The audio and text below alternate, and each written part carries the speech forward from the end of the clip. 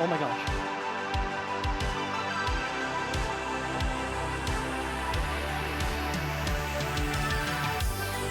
Your boy! Yes! Yes!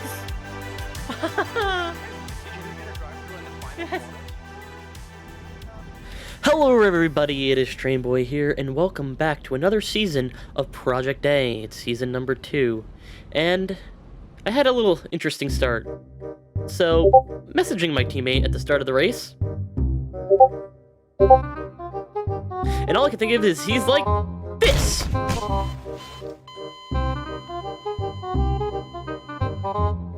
So sadly, my teammate Husky could not join me for this race, but I was going to be trying to have a good race in general.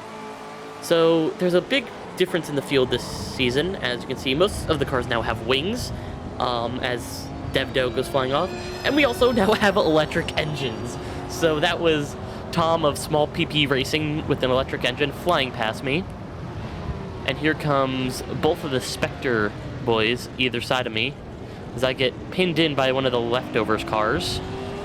And I get hit there as I'm trying to dodge Tom flying up and beside me, as now Darkius, or Pierre Moreno, is flying down my inside in that Spectre livery car. So now Tom is my biggest worry because he's god-awful in the corners, but, you know, he spins himself, so we're fine. So I get past Dark, but Dark has better top speed. Dark gets past me. My car, I'm still running the i4, so I have little to no top speed. So I almost have a contact there, and now we are going 3 wide into the chicane. Almost, and I almost get tapped by the IBD car of Ivan Barak, or Iceman, and he's trying to find his way around Dark. So for this race, there was the 4 cars which were just completely unbeatable. They were literally 8 seconds faster than almost every other team. It was insane. So that was one of those cars that just was unstoppable. So now every single time, as you can see, I get behind Dark. He does funny little thing where he disappears into the next straight. So I'm very worried about that, because that means that I can get held up big time. So I try to think about launching something down the inside, decide against it. I'm like, okay, I'll hide behind in the slipstream for a little bit, see what happens. And goodbye. Like, literally, goodbye. There was nothing I could do there to even get remotely close to his top speed, but my cornering ability was actually like unmatched in this race, which is funny, because it does not feel like it should be unmatched. The cars are being upgraded like crazy. For those who don't know, this series starts out with a normal Formula Ford car, and then you upgrade your way through an upgrade tree using research tokens given to you on a race-to-race basis, and that's how you get your car to get better. So later in the lap, Dark made a few mistakes. I caught up, and there it is, that top speed again, hurting me there. So what I then decide to do is, as we go to an outside camera, ignore the thing on the top, you don't see it, is I'm like, okay, I just need him to make a mistake, and that's all I need. One single mistake. So I decided to try something as I launch it down the inside of the final turn here at Hungaroring. And I shuffle him out to the side a little bit, and goodbye. So we started that straight basically side by side. He finished that straight almost a full 1.5 seconds ahead of me. That's the difference in the top speed. And that's with I believe that's the V10 or V12. I don't know which one that was. I would have to ask him. But that was one of the V engines. That wasn't even the electric motors, which you'll see later in the race when an electric motor tries to pass you. It is like, goodbye, hasta la vista. So I almost spin there. That was sketchy, to say the least. but I'm right on top of him now. He almost spins out there. But even with that, top speed just can't be beaten. It's utterly ridiculous how fast that these guys were going with little to no, like, drag. And so I'm sitting here at this point like, okay, I just need to wait for him to make a large mistake and get far enough ahead of him in this sector, because I am about half a second faster. I qualified almost 7/10 faster, I believe, than him. And that was all because I could make up the time in the corners. That's how much time I could make up in the corners. It was insane. So I'm like, okay, I just need to wait for him to make a mistake and just absolutely send it down the inside at a corner and try and build the gap throughout the rest of the lap.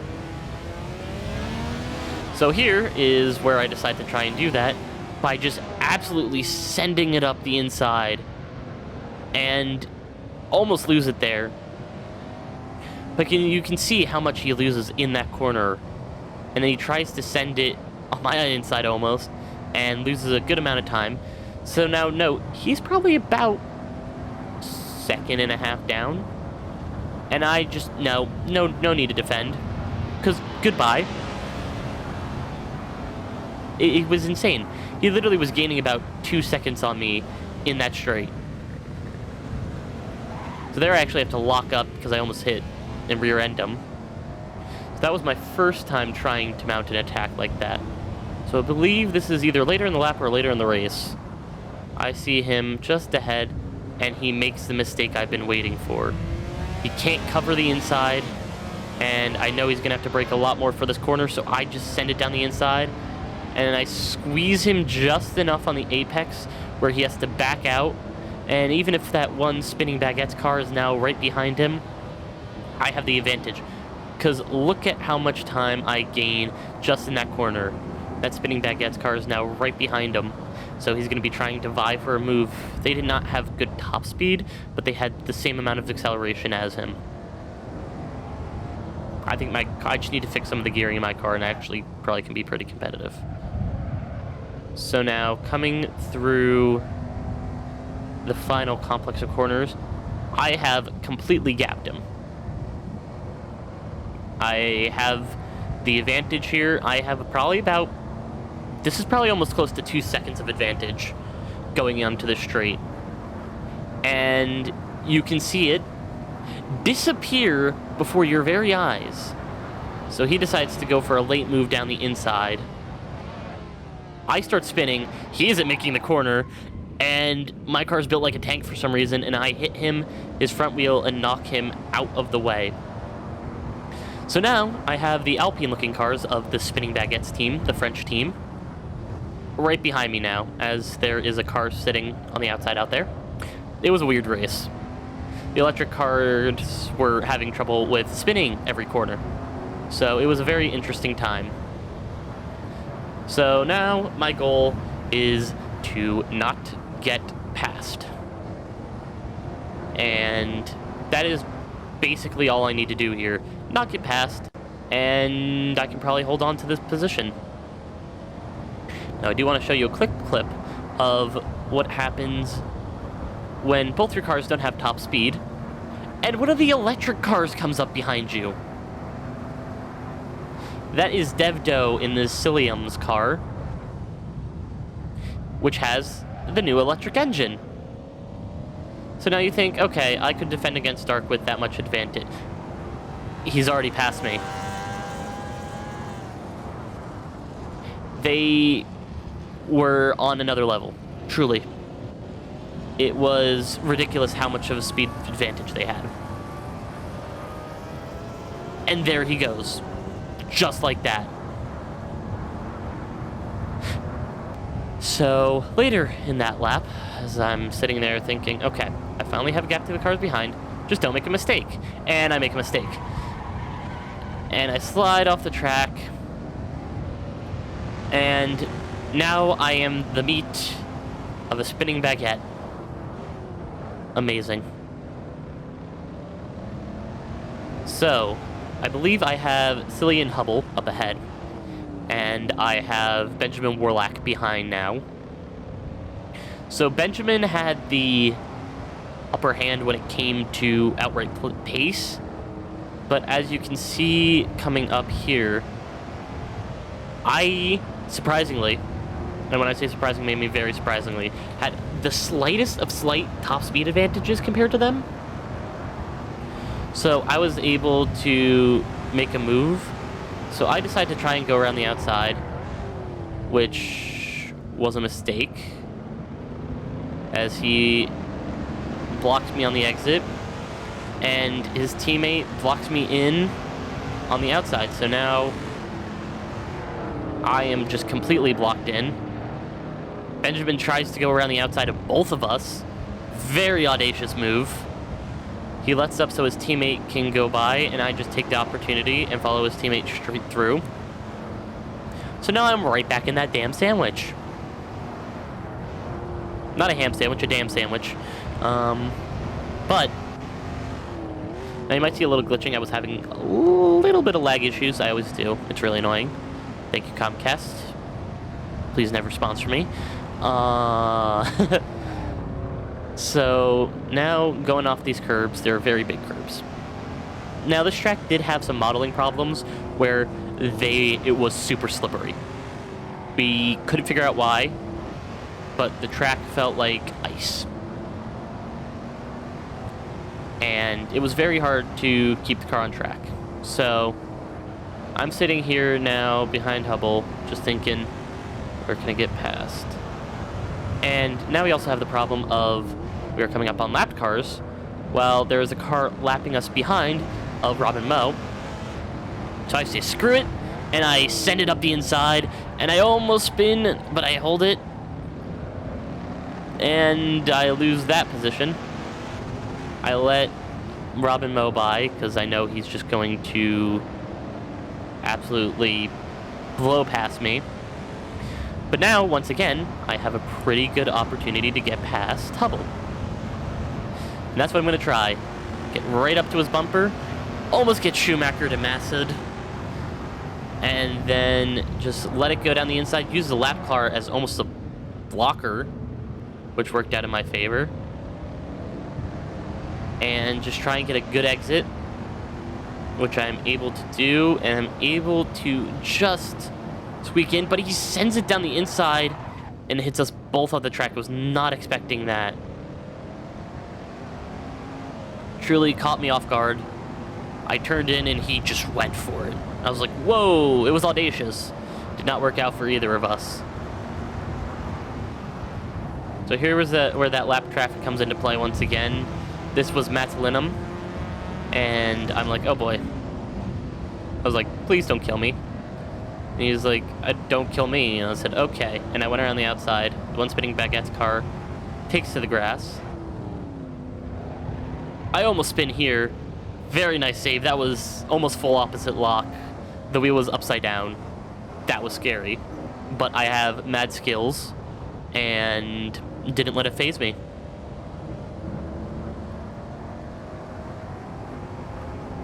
Just getting a lot of poo shot out my A9 when that happened, I'm gonna be honest. So now, this was about halfway through the race, and I had been stuck in this spinning baguette sandwich for almost 70% of this race now. It was getting very annoying. So he has a lock up there, and I'm thinking, I have an opportunity here. Yippee! So I'm just trying to get into that sweet, sweet 4/10 gap that AC, for some reason, that's all the slipstream range it gives you. So he's getting the slipstream off of that electric car, which pulls away, pulls out of the slipstream, so that helps him a lot there. So I'm thinking, well, now I just gotta see what I can do here. The electric car is going to let him through, and then all of a sudden does this. Drives almost all the way across the track because I believe he had a partial spin and just decks me. Then a little bit down the line, as you can see, Devdo had spun again, and him, his teammate, and a lapping car. So this was once again another situation of lapping, and just in the middle. And so now I'm just trying to catch up this Warlack, I believe. And this is where that electric car top speed screws me over again, as Jacob flies by me and Cillian, or in Warlack, my bad.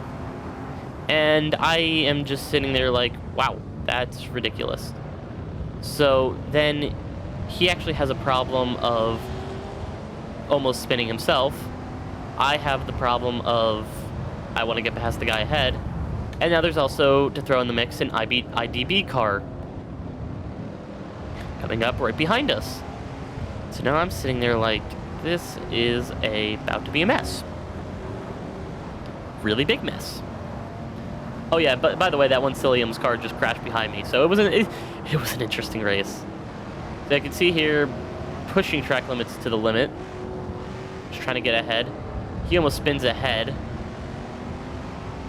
And I just decide, okay, I'm gonna let the Indian bus driver's car by here. Let me let them by. Oh. And I get apex blocked. I was gonna try and let him by. I was being nice for once. And I get blocked. So now he's coming up behind the good old spinning baguette car up ahead. Car behind is thinking about a move, but he has no place to take a move. I'm abusing track limits a bit. It's fine. It happens. So then my good friend Daniel Scott is also coming up behind me. As you can see him sitting right there in that neon green Spinardi car. Just ready to pounce any second. And he gets past the car behind. I block him. I'm a little cheeky here. But I use that to my advantage by using Daniel's slipstream to slingshot me into the slipstream range of the car ahead. Which I promptly then lose because Ivan Barak had spun, and I have to go wide to avoid him. And now I lost 2 positions. Or now I lost 1 position, my bad.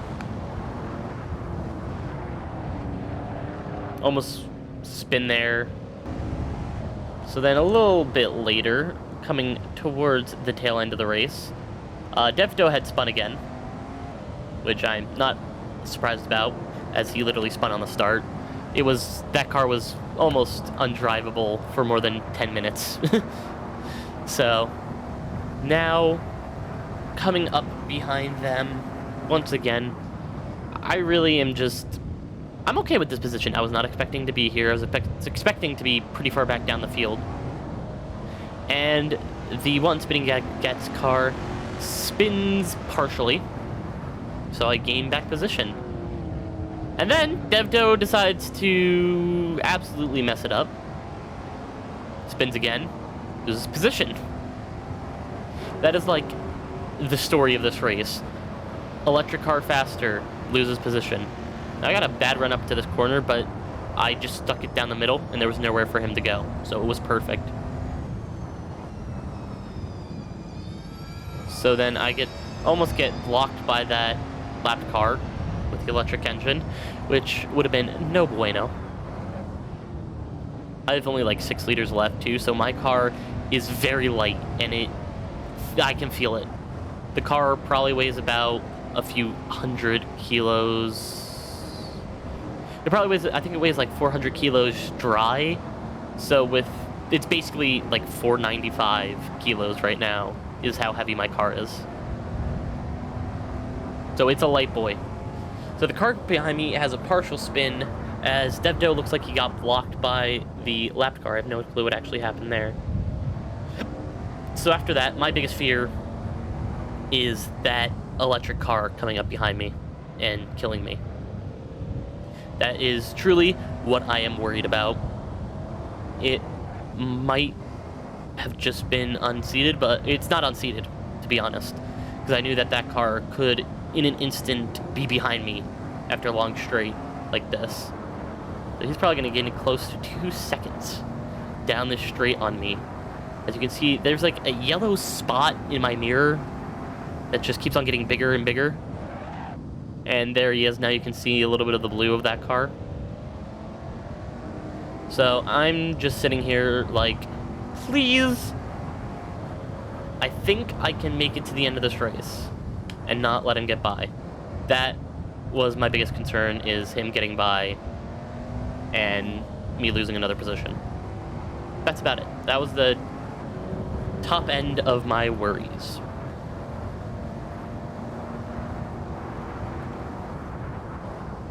So, coming into probably the compact corners that I can gain the most, I look over and I can see the Piste racing car just about to finish the race, and I almost get blocked there, and Devdo actually spins behind me. So now I am free to finish the race, and we're gonna see what happens.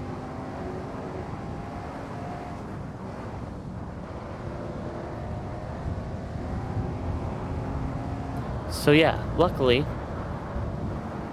coming into the final few corners, I am now home free and have no problems with finishing this race. And yeah, I'm gonna be saying it now. I hope you all enjoyed the video as we come across the finish line. It was a very hard-fought race. I had great fights throughout this entire race. And yeah, I hope you all enjoyed today's video. And I shall see you all next time. Goodbye. Also, before I finish, actually, let me give a quick PSA. Don't hit people after a race. There's a danger that you can hurt their hand. It happened in this race. I feel bad for the guy, and I hope he can recover. See ya.